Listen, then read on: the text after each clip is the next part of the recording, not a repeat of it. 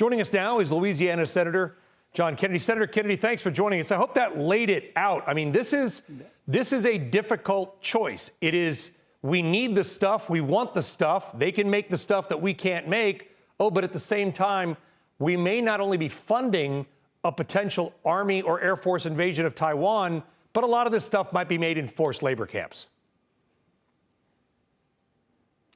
Oh, I understand why companies want to do business in China. They have 1.5 billion people.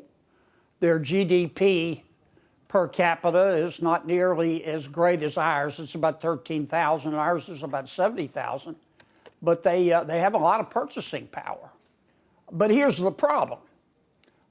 China is wealthy in part, large part, because we helped admit China to the World Trade Organization on December 11th, 2001. China started cheating December 12th.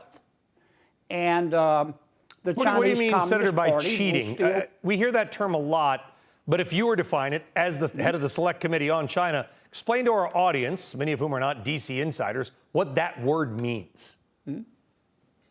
Well, when I say that the Communist Party of China will steal the hair off your head, what I mean is the Communist Party of China controls all business in China. The Communist Party of China directs businesses to steal trade secrets, to surveil illegally American businesses, to steal intellectual property. And if Tesla, for example, opens a plant in China, as it has in part, if Tesla's not careful, China will steal all its intellectual property, and you'll start seeing a lot of counterfeit goods, a lot of little Chinese Teslas running around, and they won't need Tesla anymore. And that's the problem, right? I don't want to be in a Cold War with China or a hot war. I just want China to be a stable member of a global world order. But China's not going to do that by us giving them hugs and hot cocoa. They understand strength. If you go to China, as I have, there's cars that look a lot like Range Rovers. There are jets that look a lot like the Boeing 737, but they are obviously not. There is no Twitter. There really is no Facebook. At one point years ago, I think Bill Gates said that 95% of Windows installs at the time were fraudulent. Why are we so eager? Yes, they have a lot of people, and they're growing in their wealth. And GM would love to sell them a lot of Buicks, which, by the way, is a red-hot brand in China. But is it all worth it, Senator?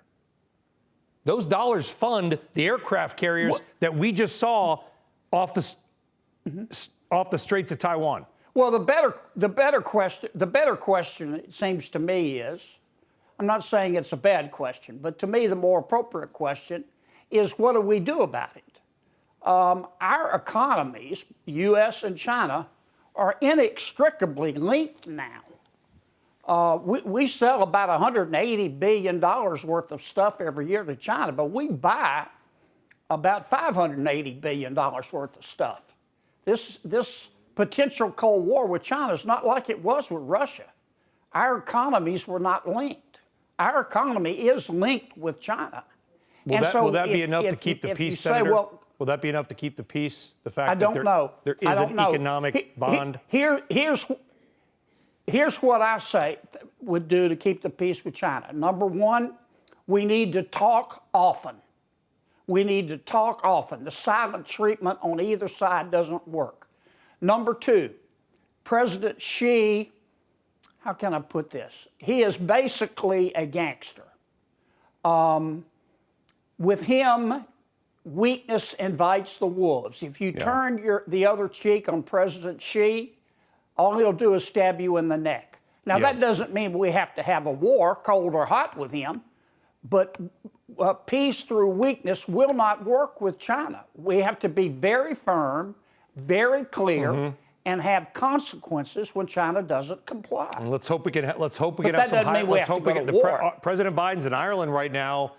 Putin just met with President Xi. We'll see what happens. Senator Kennedy, thank you very much for joining us on CNBC. We do appreciate it, sir. Thank you.